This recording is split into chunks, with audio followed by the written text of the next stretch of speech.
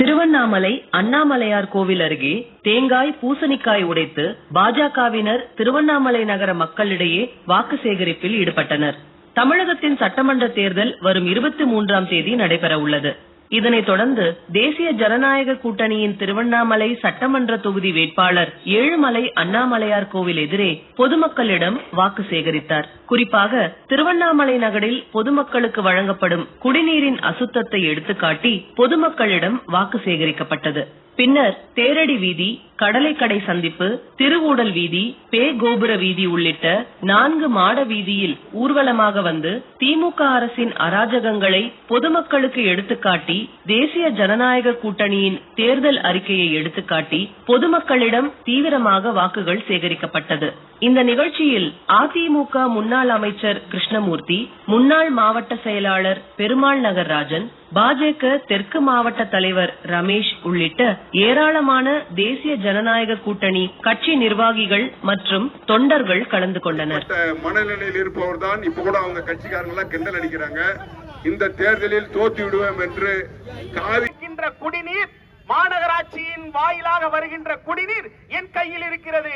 இதன் நிறத்தையும் பாருங்க, இதன் நிறத்தையும் கலரையும் இது ஏவாவேலுவின் ஆசி பெற்ற மாநகராட்சியின் ஆணையர் அவர்களின் கைக்கிணங்க இந்த குடிநீரை வழங்கிக் கொண்டிருக்கின்றார்கள்.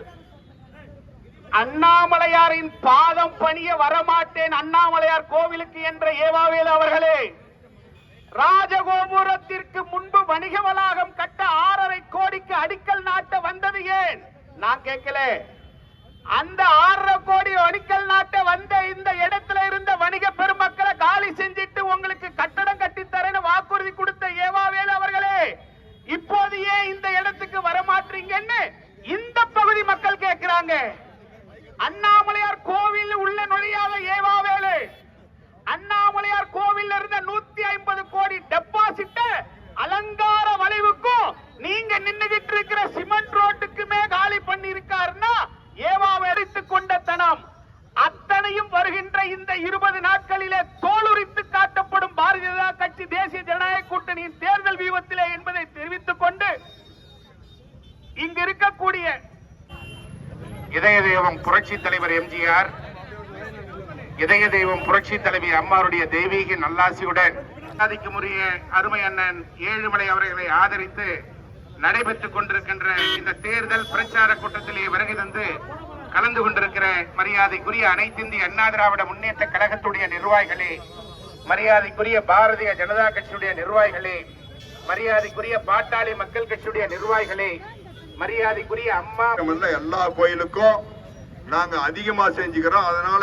எங்களை தான் ஜெயிக்க வைப்பாங்கன்னு நீ என்ன செய்தாய்?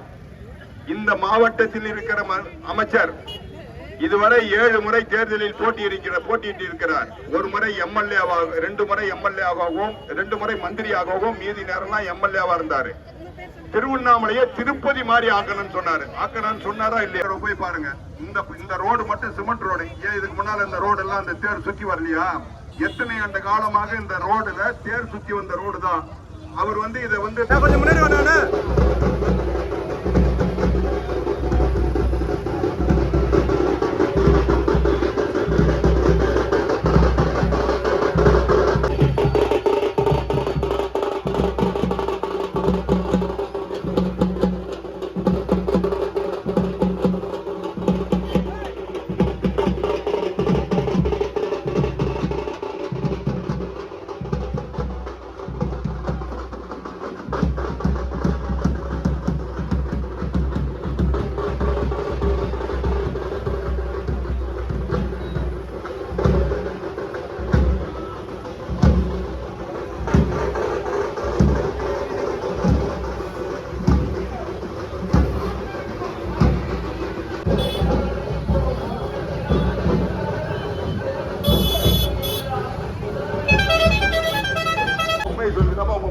தொட்டு நீங்கள் எல்லாம் கவனிக்கும்.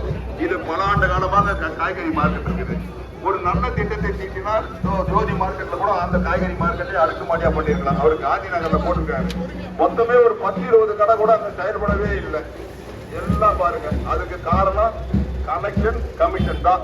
அவர் எதை தொட்டாலும் 25% 25%. நீங்க போய் பாத்தீங்கன்னா 10% கூட கடை அதுல ரன்னிங்கே ஆகல. இப்படி தவறான முறையில் தவறான திட்டத்தை தீட்டுகின்ற இந்த யாவா வேலு ஓணுமா, சொன்னதை செய்யக்கூடிய அண்ணன் எடப்பாடியார் ஆட்சி ஓணுமா என்பதை நீங்கள் ஒரு தினம் சிந்திக்க வேண்டும். ஆட்சி அமைஞ்ச உடனே குடும்பத்தோறும் ஒவ்வொரு குடும்பத்துக்கும் 10,000